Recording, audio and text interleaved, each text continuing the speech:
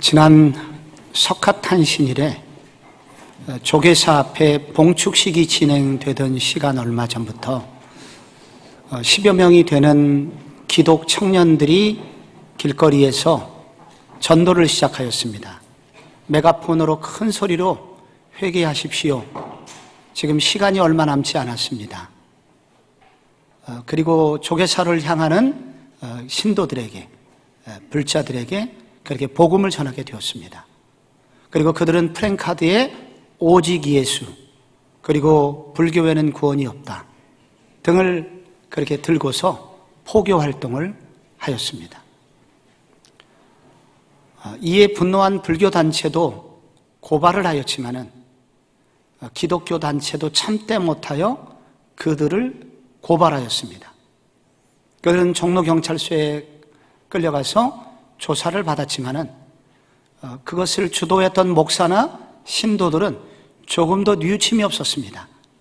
출애굽기 34장에 보면은 우상의 제단을 헐어버려라 그렇게 말씀하셨으니까 우리가 우상 숭배자들에게 이 죄를 알리고 그리고 전도를 하는 것이 마땅하지 아니하냐고 주장하였습니다. 이들의 행동은 성경적인 행동일까요? 그것이 옳으냐 그르냐는 시간이 좀 걸리는 문제입니다.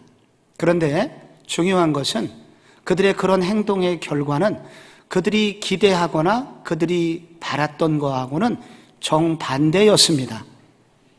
수많은 이 분노의 댓글들이 이어졌고 그리고 그중 어떤 사람은 이제 교회라는 이름만 들어도 구역질이 난다고 표현하였습니다.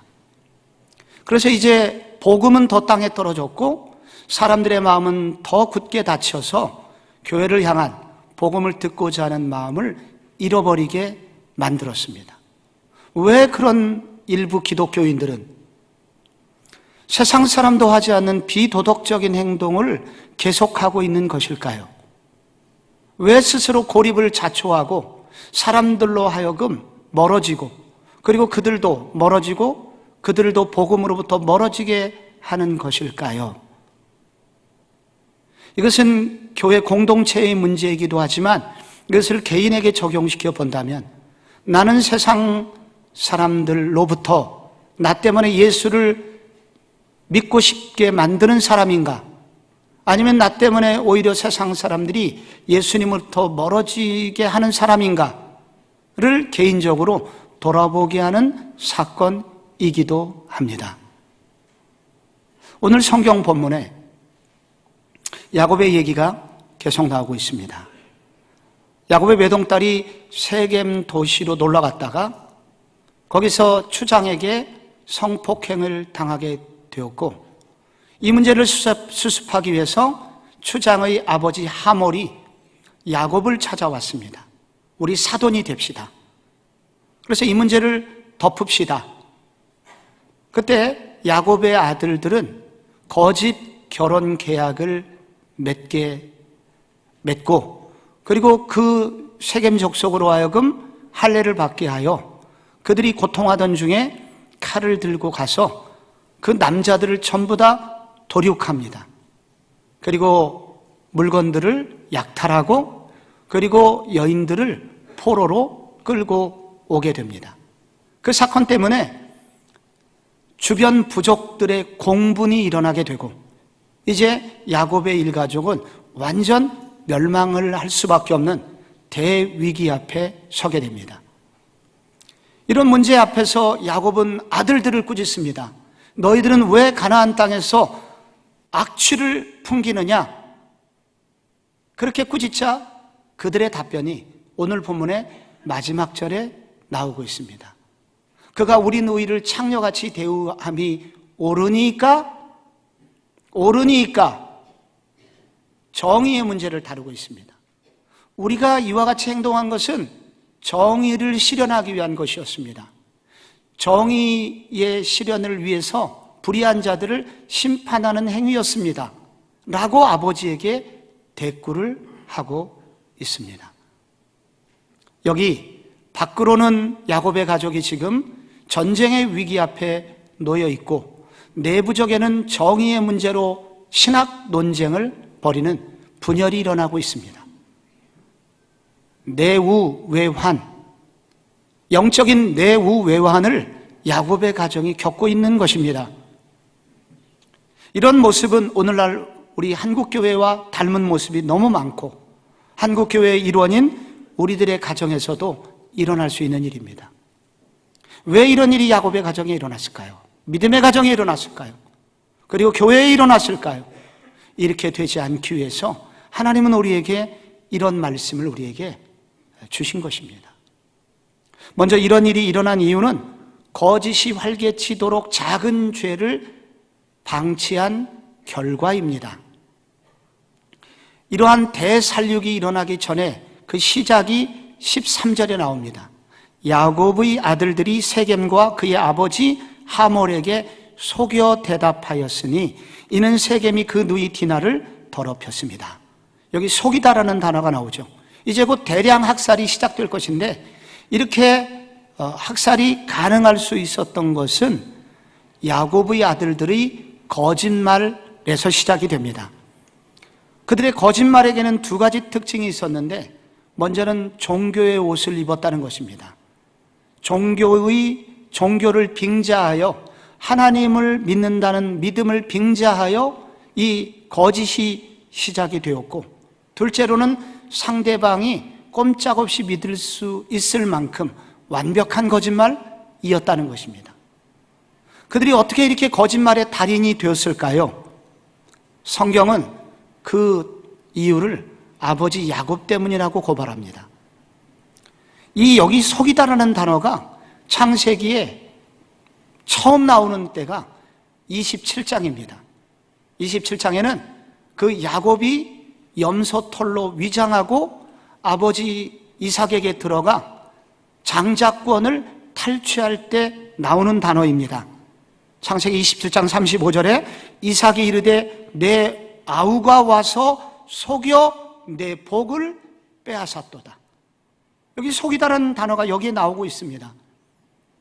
이 사건, 이 말이 있기 전에 아버지 이삭이 야곱에게 묻죠. 너 어떻게 그렇게 동물을 빨리 잡았느냐? 그때 20절에 이렇게 나옵니다. 내 아들아 어떻게 그리 속히 잡았느냐? 그가 이르되 아버지의 하나님께서 나를 순조롭게 만나게 하셨나이다. 하나님의 은혜였습니다. 하나님이 도와주셔서 이렇게 된 겁니다. 라고 이 아버지 야곱이 완벽한 거짓말을 했는데 종교의 옷을 입고 종교인의 탈을 쓰자 바로 이 완벽한 거짓말이 성립이 된 것입니다. 그리고 이 거짓말이 이제 오랜 후에 그의 아들들에게서 그대로 나타나게 됩니다.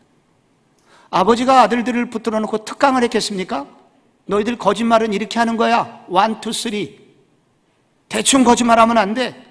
이런 특강을 한 적이 없어요. 그런데 어떻게 이 아들들이 이렇게 탁월한 거짓말을 할 수 있었겠습니까? 여기 죄의 끈질긴 생명력과 번식력이 나오고 있습니다. 죄는 이렇게 간단하게 해결되는 게 아니라는 것입니다. 죄는 살아있다. 죄는 살아있어서 반드시 반복하고 재생산되고 그리고 어느 날 거대한 재앙으로 다시 들어오게 될 것이다 하는 것을 성경이 반복적으로 가르쳐주고 있습니다. 바퀴벌레 같아요. 분명히 어저께 바퀴벌레를 내 눈에 보이는 벌레를 다 잡았습니다. 그런데 며칠 후에 다시 벌레가 나타나요. 약을 뿌렸습니다. 사라진 줄 알았습니다. 그런데 놀랍게 또 며칠 후에 또 벌레가 나타나요. 도대체 어디서 나타나는 것일까요? 여기 바퀴벌레의 끈질긴 생명력과 번식력을 우리는 무시할 수 없습니다. 이 죄의 문제는 철저히 회개하고 그리고 이 회개한 그 다음에 우리의 그 거짓말하던 그 자리를 진리로 대신 채우지 않고서는 이 죄의 문제는 결코 끊어지지 않을 것을 말해주고 있는 것입니다. 요한복음 8장 44절이 바로 이 말씀을 증명합니다. 너희는 너희 아비 마귀에게서 났으니 너희 아비의 욕심대로 너희도 행하고자 하느니라. 그는 처음부터 살인한 자요 진리가 그 속에 없으므로 진리에 서지 못하고 거짓을 말할 때마다 제 것으로 말하나니 이는 그가 거짓말쟁이요 거짓의 아비가 되었습니다. 여러분, 이 거짓말은 영적인 문제라는 거예요. 그런데 이 거짓을 시작했던 사탄 마귀가 창세기 3장에서 하와를 유혹했고 거짓에 넘어간 그가 에덴 동산 전체를 쑥대밭으로 만들었죠. 그런데 이때 이 사단의 속성을 말하면서 동시에 사단을 따르는, 거짓을 따르는 사람이 이 벗어나지 못하는 이유가 나옵니다. 거기 진리가 그 속에 없으므로, 사단에게도 진리가 없고, 그리고 이것에 속아 넘어가는 사람이 진리가 그 속에 없기 때문에 하와가 그렇게 속아서 넘어가게 되었다는 거예요. 우리가 이 거짓의 죄를 해결할 수 있는 것은 하나님 앞에 철저히 회개하는 것이고, 그리고 우리가 진리로 무장하여 우리 자신을, 내면을 견고하게 세워 하나님의 말씀으로, 거룩과 진리로 이 말씀을 채우고자 할 때만 이 죄를 이길 수 있다는 것입니다. 그러나 야곱은 그도 그렇게 살지 못했고 자녀들에게도 거짓이 활개치기까지 방치하였기 때문에 이런 아픔이 오게 되었다는 것입니다.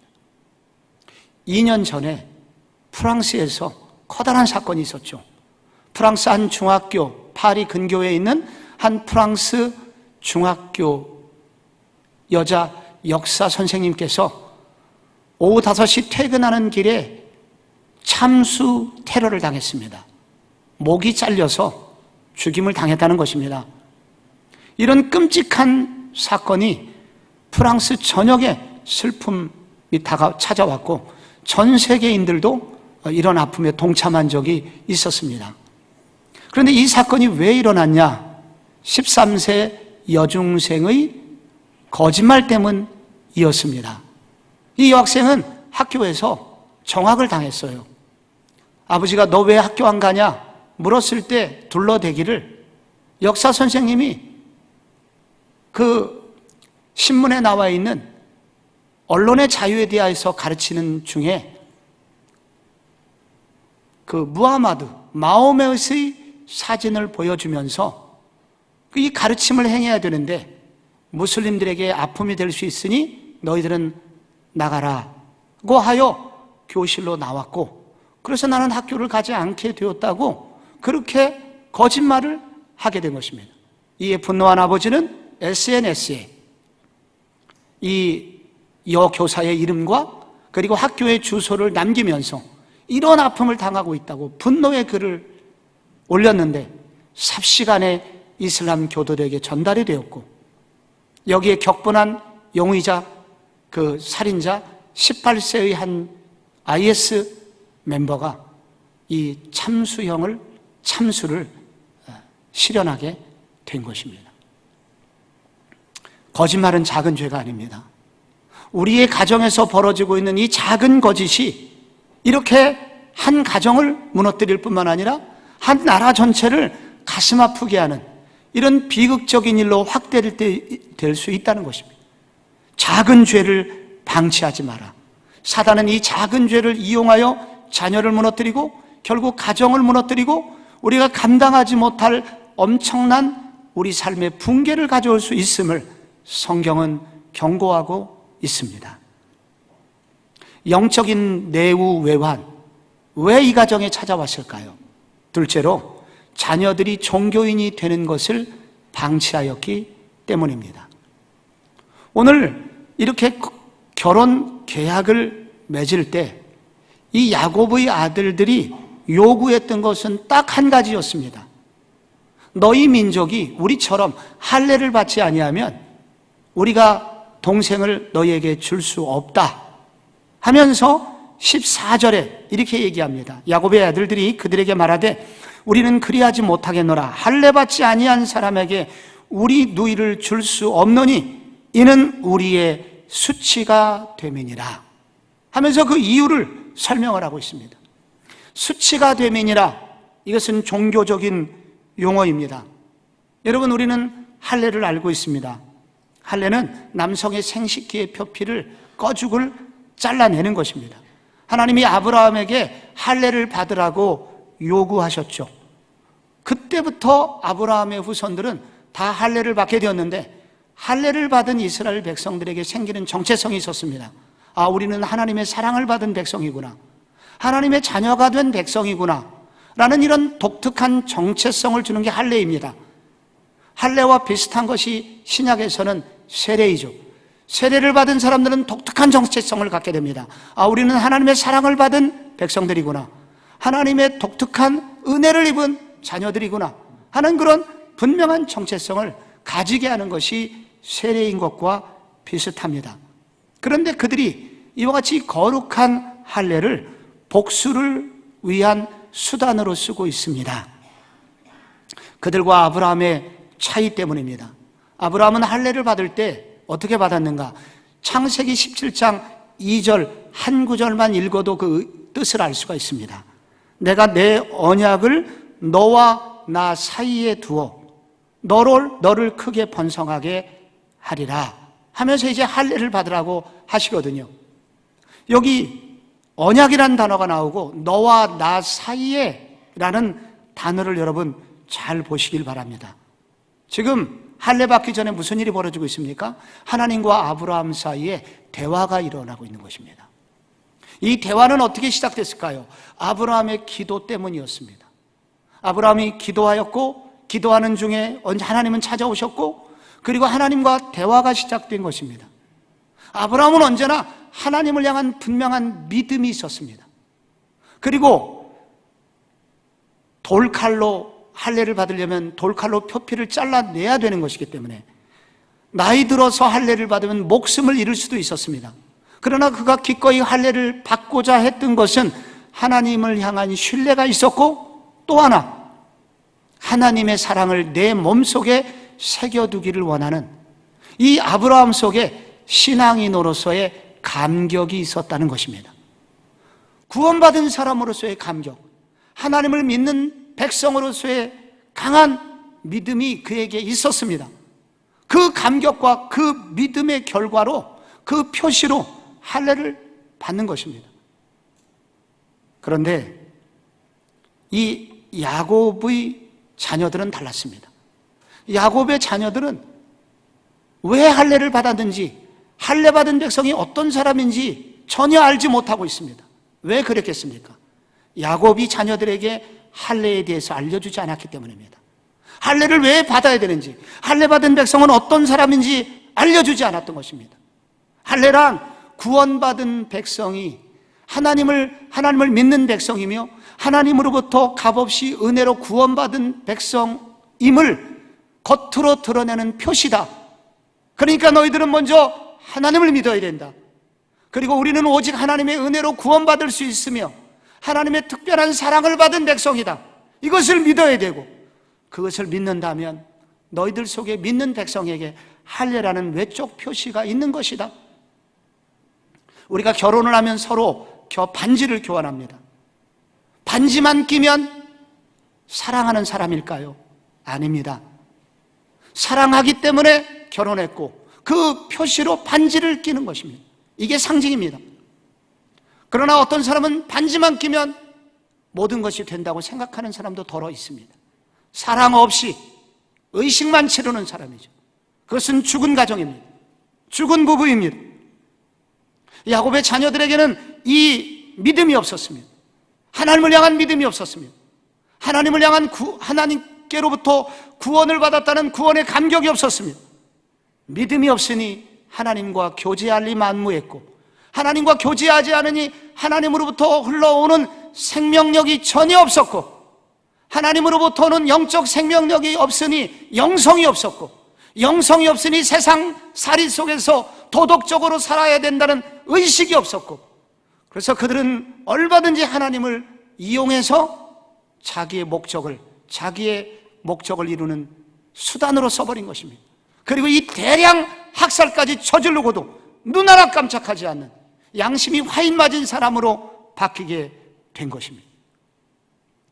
자녀들이 종교인이 되는 길을 방치한 아버지 야곱, 그 결과 이렇게 자녀들은 잔인한 길을 걷게 된 것입니다. 창세기는 두 명의 믿음의 사람을 조명합니다. 창세기 12장부터 25장까지 전반부에는 아브라함이 나오고, 그리고 25장부터 마지막 끝장까지 49장 이후까지 야곱의 이야기가 나옵니다. 아브라함과 야곱의 자녀 교육의 차이가 있다고 성경은 대조를 합니다. 아브라함은 아들 이삭을 모리아산으로 끌고 갑니다. 그리고 그 아들을 제물로 하나님께 바치고자 합니다. 번제물로, 예배죠. 번제물로 바치고자 합니다. 그때 이삭은 죽을 위기에 있었을 때 순양이 뒤에 있었고, 그래서 이삭은 그 순간 대속의 은혜로 구원을 받았다는 사실을 깨닫게 됩니다. 이삭의 인생의 영적 각성이 오는 순간이었습니다. 그래서 이삭에게는 구원의 감격이 있었습니다. 나를 대신하여 죽은 어린 양의 은혜가 무엇인지 알았고, 그 구원의 감격으로 그는 신앙생활을 할 수가 있었습니다. 그러나 야곱의 자녀들은 그들이 할례는 받았지만 왜 할례를 받았는지, 할례의 정신이 뭔지, 의미가 뭔지, 신앙인이 뭔지, 믿음이 뭔지 하나도 들은 바가 없습니다. 종교인이 되었고, 그래서 이렇게 참혹한 길을 걷게 되었다고 보고하고 있습니다. 사랑하는 성도 여러분, 여러분의 자녀들은 구원받았다고 생각하십니까? 우리들의 자녀들은 정말 구원받았을까요? 우리들의 자녀들은 하나님을 믿기 때문에 예수께서 피 흘려 돌아가신 십자가의 대속의 은혜가 무엇인지 알기에 구원의 감격을 경험한 적이 있는 자녀들일까요? 믿음의 자녀들일까요?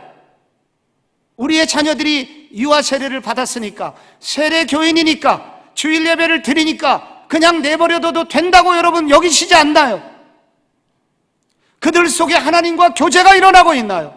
그들 속에 교제 때문에 하나님으로부터 흘러나오는 생명력이 그들의 삶을 좌우하고 있나요? 그 결과 기독교적 영성이 있으며 그 영성 때문에 세상 사람과 다르게 사는 구별이 있나요? 만약에 이것이 없다면 오늘 우리는 야곱의 길을 걷고 있는지도 모릅니다. 그래서 여기 우리는 두려움으로 기도해야 합니다. 기독교 역사상 최악의 죄악을 역사학자들은 십자군 전쟁으로 꼽습니다. 1071년에 이슬람 교도들이 예루살렘을 점령하였고 성지 순례를 중단하자 분노한 서방의 교회들은 십자군을 모집했고 예루살렘을 향하여 진격하였습니다. 그런데 이 십자군 전쟁을 주도했던 사람들, 참여했던 사람들의 마음은 다 달랐습니다. 먼저 교황 우르반 2세는 동로마와 서로만을 통합함으로써 자기의 교황권을 확대하는 계기로 삼고자 하였습니다. 여기 봉건 제후들 기사들이 참전을 했는데 이들은 영지를 확보하기 위해서 참전했고, 그리고 여기 많은 상인들이 뒷돈을 댔는데 그들이 돈을 댄 이유는 지중해 무역의 패권을 장악하고자 하는 욕심이 있었습니다. 농민들이 병사로 참여했는데 이들은 노예였기 때문에 신분 상승 그리고 노예 해방의 기회로 삼고자 이 전쟁에 참여하게 되었습니다. 그런데 이들은 이런 목적이었기 때문에 전쟁은 했지만 이슬람 교도들보다 더 악랄하고 교묘하게 사람을 죽여서 이 십자군 전쟁 이후에 회교도를 비롯한 전 세계 많은 사람에게 기독교에 관한 혐오감을 심어준 최악의 전쟁이었습니다. 왜 이런 아픔이 찾아왔는가? 많은 분석이 있지만은 제가 이 사건을 훑어볼 때 그 첫 번째 원인은 적어도 그들에게 구원의 감격이 없었다는 것에서부터 시작한다는 것을 발견하게 되었습니다. 교황 우르반 2세가 전쟁을 시작할 때 많은 사람들에게 설교를 했습니다. 만약에 이와 같은 일을 보고도 가만히 있는 자, 이 십자군 전쟁에 참전하지 않는 자는 죄사함을 받지 못할 것이다. 즉 천국까지 못할 것이다. 그래서 직접 참전을 하든지 돈을 내든지 함께 하시오 설교를 한 것입니다. 이런 것을 일컬어 행위 구원론이라고 합니다. 우리의 구원이 어떤 일을 하면 구원을 받을 것이다, 구원을 받을 조건으로 전쟁에 참여하라는 행위 구원론이 신학적 기반을 이루고 있었습니다. 구원은 어떻게 받는 것입니까? 오직 예수 그리스도의 은혜로, 그리고 그것을 믿음으로 구원을 받고, 구원받은 사람이 그 결과로, 그러므로 우리가 아름다운 삶을, 선행적 삶을 살아가는 것이지, 우리가 구원을 받기 위해서 어떤 일을 하는 것은 아닙니다. 교황은 구원의 감격이 없는 교황과 구원의 감격이 없는 기사와 구원의 감격이 무엇인지 모르는 농민들이 합세하여 이 최악의 아픔, 이와 같은 잘못된 냄새를, 악취를 전 세계에 퍼뜨린 사건, 십자군 전쟁이었습니다. 종교인의 길을 걸어가고 있었을 때, 그들이 모두 다 정말로 정신과 의미를 생각하지 않았을 때, 이와 같은 아픔이 오늘도 재현될 수 있음을 역사는 우리에게 고발을 하고 있습니다. 마지막으로 영적인 내우외환, 왜 오게 된 것일까요? 구별과 포용의 균형 있는 신앙인으로 자라지 못했기 때문입니다. 야곱의 자녀들은 영적으로 자라지 못했어요.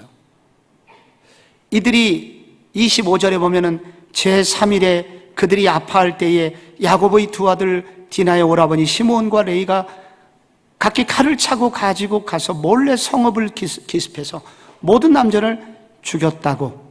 그리고 27절에는 야곱의 여러 아들이 그 시체가 있는 성읍으로 가서 노략했고, 이는 그들이 그들의 누이를 더럽힌 까닭이라고 성경은 기록을 하고 있습니다. 왜 너희들 이렇게 악한 짓을 했느냐? 라는 그들의 주장에 대해서 우선 7절은 이렇게 말합니다. 이는 세겜이 야곱의 딸을 강간하여 이스라엘에게 부끄러운 일을 곧 행하지 못할 일을 행하였음이더라. 나오고 누이를 더럽힌 까닭이라.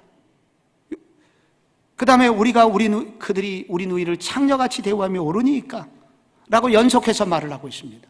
여기서 부끄러운 일이란 종교적 제물로서 깨끗하지 못한다는 그런 뜻입니다. 그러니까 그들이 이렇게 잔인한 행동을 한 이유는 종교적 순결성을 지키기 위해서 그렇게 했다는 거예요. 종교적 구별의식 때문에 이렇게 했다는 거예요. 그런데 그들의 종교적 구별의식은 진짜는 아닌 것 같습니다. 왜냐하면 시차가 있는 도시에서 너무나 많은 약탈을 했고, 그리고 여자들과 자녀들을 끌어다가 노예로 삼았기 때문입니다. 그들은 세겜 추장보다도 더 악랄한 짓을 하고 보복하고 챙길 이득은 다 챙겼습니다. 그래서 그들의 종교적 구별성은 그냥 구별성이 아니라 어설픈 구별성, 그들의 어설픈 종교적 구별성이 그들의 신앙의 특징이었습니다. 그들의 신앙, 종교의 특징 중에 또 한 가지 특징은 그 결과 이웃에게 축복의 통로가 되라고 하는 포용성은 전혀 찾아볼 수 없게 되었습니다. 이 자녀들이 왜 이렇게 잔인하고 편협한 사람이 되었는가? 그 원인이 30절에 나옵니다. 아버지 야곱이 이렇게 말을 합니다. 나는 수가 적은즉 그들이 모여 나를 치고 나를 죽이리니 그러면 나와 내 집이 멸망하리라. 야곱이요, 세겜이란 땅에 살면서 경제적 이득에만 눈이 어두워 있었습니다. 그 결과 오늘 이런 큰 사건이 났을 때 자녀들의 안전이나 또 신앙적 순수성을 지키지 못했다는 애석함은 전혀 찾아볼 수 없고, 오직 자기에게만 관심이 있습니다. 여기 나는 수가 적은즉 나를 치고 나를 죽이리니 그러면 나와 내 집이 멸망하리라. 5번이나 나라는 단어가 나오고 있습니다. 오직 자기에게만 관심을 기울이고 있었던 것입니다. 즉 야곱은 어느새 하나님이 자기에게 주신 꿈을 잃어버리고 자기 자신에게만 함몰된 인생을 살게 되었던 것이 이 모든 일의 원인이라는 것입니다. 창세기 12장 1절에서 3절을 보면 하나님이 아브라함을 부르실 때 꿈을 주셨습니다. 내가 너로 복을 받게 할 텐데 너는 복의 근원이 될지라. 너를 통해서 모든 민족이 복을 얻으리라 하는 축복의 근원되는 꿈을 하나님은 아브라함에게 주셨습니다. 아브라함에게 주신 이 꿈은 얼마 후에 야곱에게 그대로 계승이 됩니다. 그래서 창세기 28장 4절, 그가 가나안 땅을 떠나 하란으로 가기 전에 하나님께서 아브라함에게 이삭을 통해서 이 말씀을 주신 것입니다. 우리 한번 같이 읽어보겠습니다.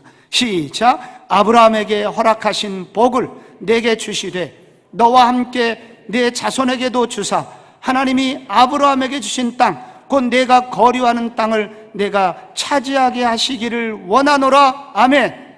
야곱을 향한 하나님의 꿈은 마찬가지입니다. 축복의 근원이 되라는 것입니다. 내가 이 땅을 너와 네 후손들에게 줄 것이다. 그런데 왜 주냐? 너는 아브라함에게 원래 준 축복의 근원이 되는 삶을 살아라. 너도 복을 받아야 되지만 너 때문에 너의 이웃들이 복을 받아야 돼. 달리 말하면 내가 누구인지 아는 민족이 되게 해야 돼. 그래서 이 야곱에게는 이런 야곱을 향한 하나님의 꿈이 있었지만은 야곱이 세겜에서 돈 버는 재미에 빠져 세겜의 편안함에 빠져서 이 비전을 잃어버렸을 뿐만 아니라 이 비전을 자녀들에게 가르치거나 비전을 자녀들과 나누는 일을 잊어버리자 어느 날 이런 끔찍한 일을 만나게 되었다는 것입니다. 만약에 야곱이 자녀들을 모아놓고 그의 가정 예배에서 야, 우리는 다른 사람이야. 하나님은 우리에게 특별한 비전을 주셨어. 우리는 하나님의 복을 받을 거야, 틀림없이. 그러나 이 축복은 목적이 있어. 우리를 통해서 이웃 부족들이 다 하나님을 알게 되는 그러한 일을 사명으로 우리에게 주셨어. 얼마나 감사하니. 만약에 이런 이야기를 가정 예배 시간에 자녀들에게 해주고 함께 기도하는 시간을 가졌더라면 이 자녀들이 어떻게 되었을까요?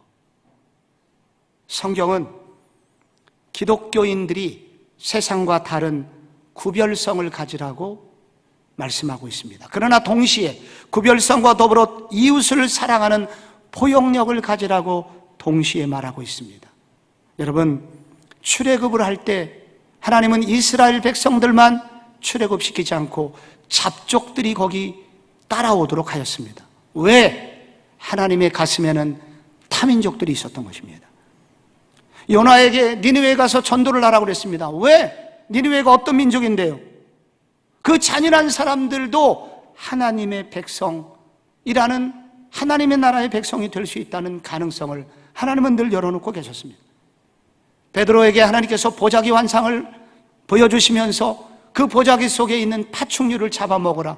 너희들이 짐승으로 여기는 그들은 바로 나의 백성이라는 하나님의 꿈이 있었던 것입니다.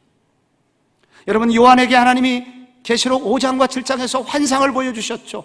천국에는 각 나라와 족속과 백성과 방언에서 온 수많은 무리들이 종려나무 가지를 들고 이 우리의 모든 구원은 어린 양께 있도다 하면서 찬양을 하는 그런 꿈을 보여주신 것입니다. 성경은 우리에게 구별성과 더불어 세상을 향한 이웃사랑을 향한 포용력을 가지라고 도전하고 있습니다. 예수님께서 마태복음 5장에 이렇게 제자들에게 말씀하셨습니다. 너희는 세상의 소금이니 소금이 만일 그 맛을 잃으면 무엇으로 짜게 하리요? 소금은 짠맛이 있어야 됩니다. 음식 만들 때 소금이 들어가야 됩니다. 김치를 만들 때도 된장이나 그리고 어떤 국을 끓일 때도 여기 다 소금이 들어가야 됩니다. 그 이유는 소금 속의 짠맛 때문입니다. 이와 같이 그리스도인들은 구별된 사람이어야 됩니다. 우리 속에 짠맛이 있어야 됩니다. 그래야 부패를 방지할 수 있고 나의 부패도 방지하고 다른 사람의 부패를 방지할 수 있습니다. 그러나 동시에 너희는 세상의 소금이라고 말씀하셨습니다. 소금은 음식 속으로 들어가야 되듯이 그리스도인들은 세상 속으로 들어가고 세상 속에서 스며들어서 그들 속에서 그들을 섬기는 삶을 살 것을 요구하고 있습니다. 그래서 구별성과 포용성은 그리스도인이 마땅히 가져야 될 영적인 영양분입니다. 우리가 비타민만 있으면 안 돼요. 단백질도 있어야 돼요. 마찬가지로 구별성이 있어야 되지만 포용성이 있어야 합니다. 예수님께서 제자들을 위하여 마지막으로 돌아가시기 전에 기도하신 기도를 일컬어 대제사장의 기도라고 말합니다. 예수님께서 제자들을 위하여 요한복음 17장에서 긴 기도를 하셨는데 기도 제목은 딱 두 가지입니다. 이 두 가지를 놓고 기도한 거예요. 먼저 17장 14절에 첫 번째 기도가 나옵니다. 내가 아버지의 말씀을 그들에게 주어 싸움에 세상이 그들을 미워하여 싸우니 이는 내가 세상에 속하지 아니함 같이 그들도 세상에 속하지 아니함으로 인함이니이다. 이 제자들이 세상 사람들로부터 미움을 받고 있습니다. 그들이 세상 사람과 다르기 때문에 미움을 받고 있습니다. 나도 그것 때문에 미움을 받았듯이 제자들도 미움을 받고 있습니다. 그런데 그것 때문에 감사합니다. 기독교인들이 세상에서 다르기 때문에, 그들에게 소금기가 있는 짠맛이 있기 때문에 세상 사람들이 싫어합니다. 이렇게 된 것을 감사합니다. 구별성입니다. 이렇게 구별된 것에 대해서 감사한다고 기도하였습니다. 그러나 동시에 23절에 아버지께서 나를 보내신 것과 같이 또 나를 사랑하신 같이 그들도 사랑하신 것을 세상으로 알게 하려 함이로소이다. 천국에서 내가 이 땅에 보내진 것처럼 나도 이 제자들을 이제 세상에 파송합니다. 그런데 파송된 그들 때문에 하나님이 얼마나 아름다우신 분인지 알게 하는 그런 사람들이 되게 하소서. 세상 속으로 들어가 세상을 가슴에 품고 세상을 포용하고 그리고 세상을 변화시키는 사람, 그런 하나님 축복의 사자들이 되게 해주십시오. 예수님은 이렇게 기도하셨습니다. 왜 예수님께서 마지막으로 이런 진한 기도를 하셨을까요? 우리가 이 두 가지를 이루면서 이 땅에서 사는 일은 결코 쉬운 일이 아니기 때문입니다. 그러나 예수님께서 기도하고 계시다는 것은 우리에게 이것을 알려줍니다. 예수님께서 기도해 주시기 때문에 어렵지만 이런 삶을 사는 것이 가능하다는 것을 말해줍니다. 그리고 우리가 이와 같이 기도하면서 이 길을 걸어갈 때 성령님이 도와주실 것을 약속하십니다. 그러면 우리가 이와 같은 삶을 살아낼 수 있는 것입니다. 그러므로 우리는 기도해야 됩니다.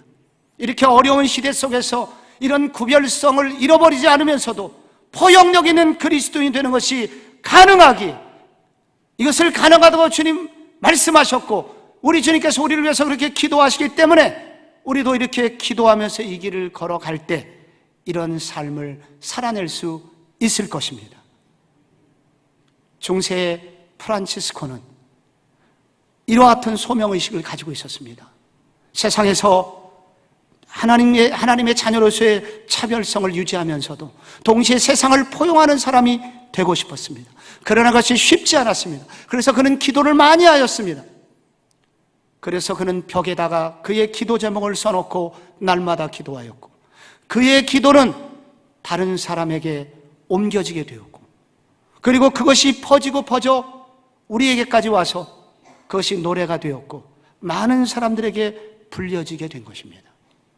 주여 나를 평화의 도구로 써주소서.